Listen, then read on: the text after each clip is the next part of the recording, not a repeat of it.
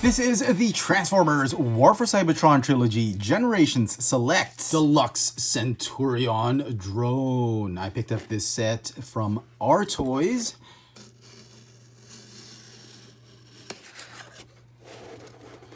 And hopefully we didn't get any quality issues, no missing pieces, no missing parts here and there. If you didn't already know, the Centurion drone is just a direct repaint of the War for Cybertron Trilogy Siege Brunt. So far everything's there, and we've got this nice little box of goodies, all right? And we got the instruction sheet.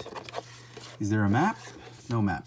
And here is the Centurion drone in his tank mode, alt mode, and it actually holds up pretty nicely. I'm actually surprised at how well it looks. Actually, how nice it looks. Despite being all gray and silver with a few highlights here and there, it's actually looking pretty nice. Still rolls nicely. Very cool. And here is the Centurion drone in his serpentine loadout configuration, and he looks absolutely terrific with Generation Select's exhaust. And here is the Centurion drone back in robot mode, and what is an amazing repaint. I am actually very surprised at how nice this thing turned out, despite initially, at first glance, it looked bland. I judged it way too quickly on online posts. You look at the photoshopped images of this one and you're like thinking, man, this thing's gonna suck, and you get it up close and personal, and it's really nice. It has a very nice marbled, pearlesque, glossy, grayish silver finish on the plastic. It's got some nice highlights here and there. Robot mode looking absolutely gorgeous, despite my initial impressions of it. Also, one thing to note about this figure is normally, a figure, when it undergoes a repaint, experiences some form of mold degradation. But this one, actually, there is some form of mold appreciation. I don't know if they remolded it, they tweaked it, or something like that, but the joints seem to be tighter. In particular, the shoulder joints are actually way tighter than, than Brunt or Zetar. And look at this, it now ratchets more tightly than the previous release of this mold. And I think they remolded the peg hole to give it a more hexagonal shape or something like that. And I thought that was incredible. I think that was great fan service from Hasbro. Very, very tight. Even the joints here, they've become much tighter than at least the copy that I got of Brunt.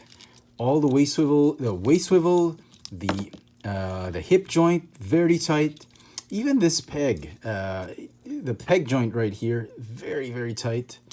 Hinge joint right here. So great mold appreciation, I should say, or mold improvement by Hasbro on this particular figure. So kudos to them for that. Now, nobody really cares about that figure. Everybody wants this box of goodies. And what is inside? It is a slew of accessories and weapons and all that. And Hasbro calls this the Weaponizer pack. At first glance, you will see a lot of gray pieces. And yeah, I'm not a big fan of that. I think Hasbro is opening this up for customizing or customization. This one has some paint on it, blue paint. We'll talk about each of these pieces in detail, one at a time. As an overview, here are all the pieces that came inside this Weaponizer box or pack. First up is the smallest piece in this entire set. This is supposedly a sculpture or a mold of Optimus Prime in proper scale with the upcoming HasLab Unicron. I have no idea why they even put this in the set. I guarantee this is going to be the first piece that most people are going to lose with this set. And just to give you a bit of scale, this is the weapon of the Centurion drone, and that's how tiny it is. It's even smaller than my fingernail. And it's a shame because it's well sculpted. Look, even at the back, there's some sculpting on it. And maybe customizers can just go ahead and paint this, but I found this particular piece quite useless, and I think the money they could have saved for not doing that, they could have put a little bit more paint on some of the accessories. And then we have the accessories for the Autobots. Let's start with Sideswipe's backpack or jetpack, which we've seen in the cartoon. Here's the scene where Sideswipe lends Optimus Prime his jetpack so Optimus can chase off a rocket. It looks okay. It's actually pretty accurate, except for the lack of paint apps, which I guess would be very easy to do. Next, we have Ironhide's arm-mounted drill, which we've also seen in the cartoon. Here he's holding it as a gun or as a rifle. This piece is a very good representation of that particular weapon. Would have been nice if it were painted though. Next up, we have Hound's cage for Ravage in that episode where Hound had captured Ravage. And it's made up of two pieces. You can fit Ravage inside the cage, and you can close it up with the other piece like that. It's actually a nice, cute looking cage. If you remember that episode, they had imprisoned Ravage, and Hound was dangling that key, and Ravage was still able to escape because he was able to reach out for that key. The cage isn't as accurate as I would have hoped. As it is, it's pretty good. This is made of clear plastic. I guess that they couldn't have done it better. Had they made this into bars, it would have been very difficult to assemble the cage, I suppose. So it's good enough. And then we have Cliffjumper's glass gun blaster. Here he is blasting away with that blaster. So with this one, I guess it's pretty okay. And then we have Bumblebee's blaster or gun. And we've seen him use that gun on multiple occasions. And I think it's a great representation of the Scout's blaster. And finally, we get the radar dish for Trailbreaker. Since I don't have Trailbreaker yet, I've put Hoist as a stand-in. If you remember that episode, camping with Spike and Sparkplug, Trailbreaker busted out his radar dish. It's a nice little add-on. Can't wait to put it on Trailbreaker.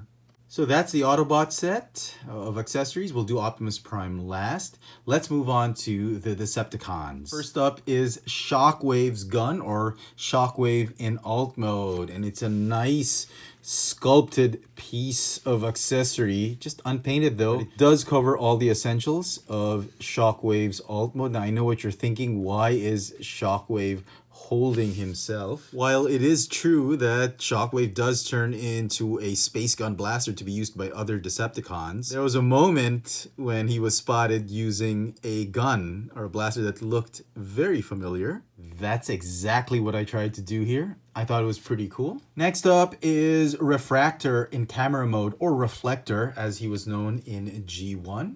I have him here being used by Thundercracker. And if you remember in G1, the Decepticons used Reflector's camera mode. When the triplets did combine to form a camera, they used him for espionage. And next we have Soundwave as a cassette tape recorder. Now he doesn't really hold himself. I just had put him as a stand-in just to give reference. And he does shift mass in the G1 cartoon, much like Megatron. And he shrinks down into this cassette tape recorder, which Spike inadvertently or unknowingly, unwittingly pockets and takes with him to the Autobot base. And Soundwave does all the recording of what the Autobots discuss and all that. It's a nice little piece. It is painted, which I'm very grateful for. I like the details of this one, a little bit hollow, but that's okay. It kind of does feel a little bit big. It feels like it's in scale with the Transformer, not with the human. And speaking of Soundwave, Soundwave was responsible for producing the cubes that they would fill with energy, an energy source, and in turn into energon cubes like these.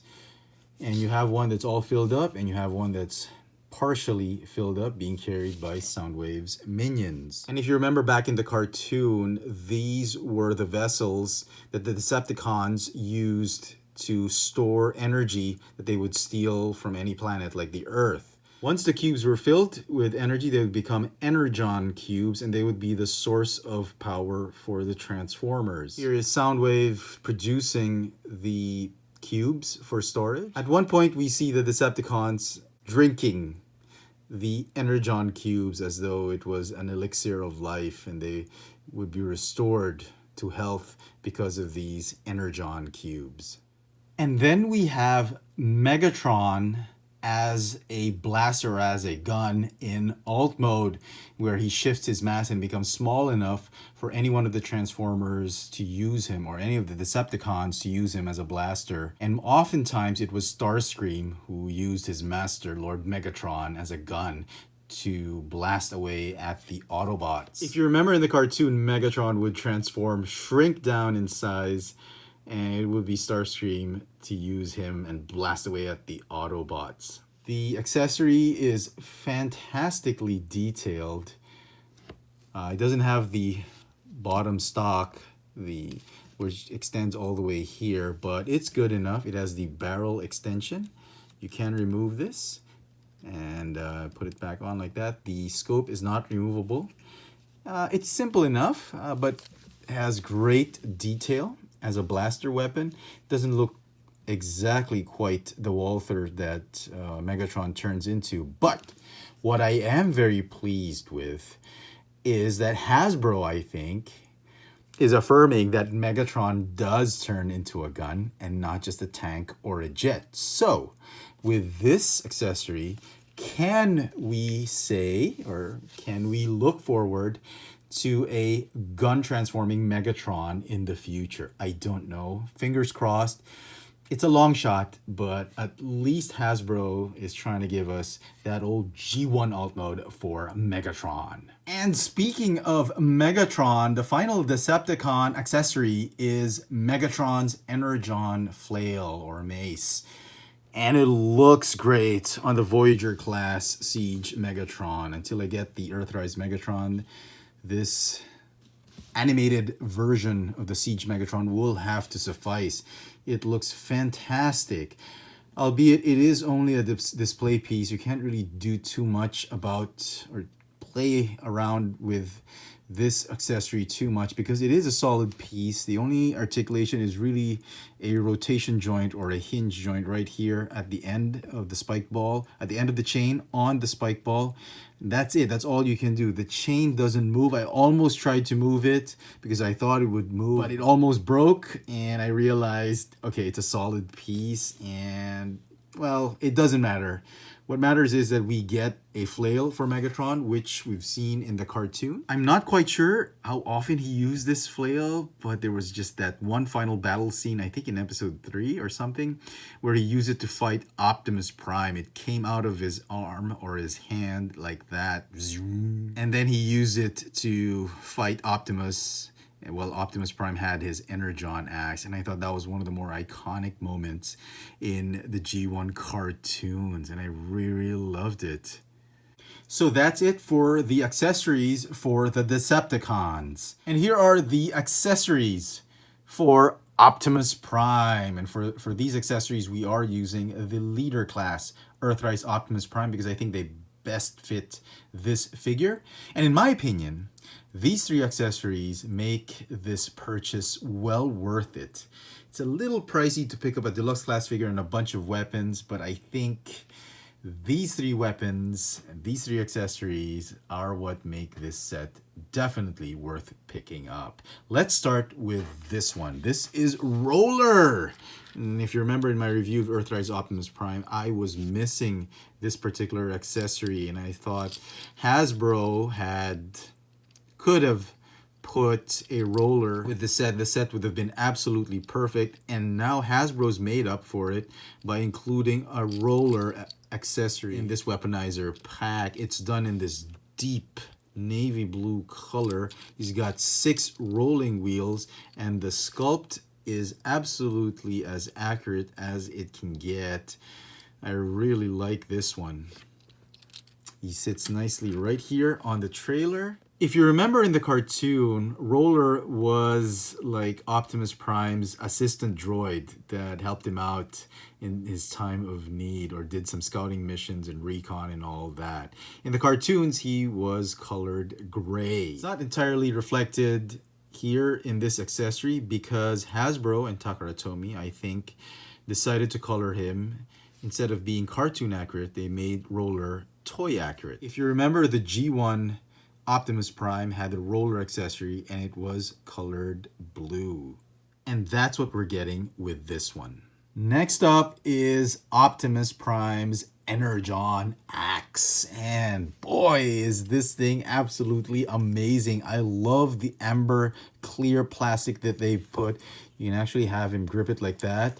Twist the fist and it feels like it's just popped out of his forearm, much like what happened in the cartoon. If you remember in the cartoon, that Energon axe just came out of nowhere, popped out of his right arm as he faced off against Megatron. Megatron in turn had his Energon Flail, and it was one of the most classic fight scenes I've seen in cartoons. Back then it was pretty amazing when you were a kid watching it.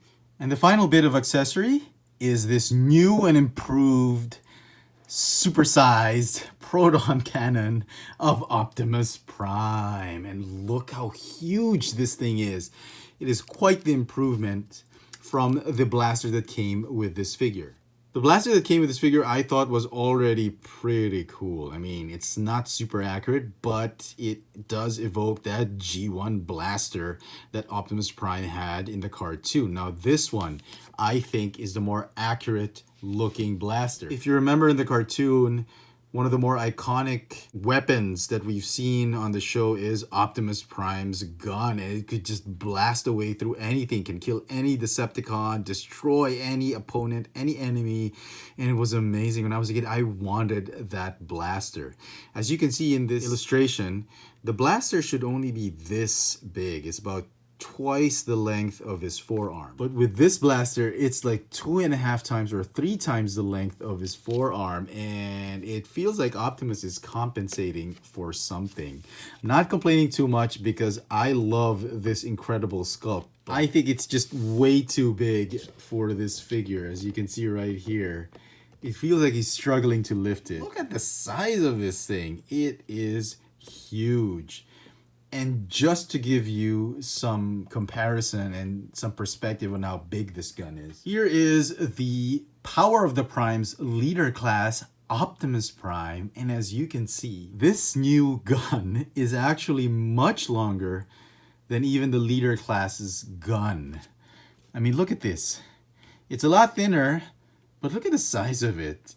I think this one will actually fit nicely on this figure. And just look at that. That new Optimus Prime gun is a perfect fit for the leader class Power of the Prime's Optimus Prime. And one last bit before we leave Optimus Prime, that Sideswipe jetpack does fit nicely on the back of the EARTHRISE Optimus Prime.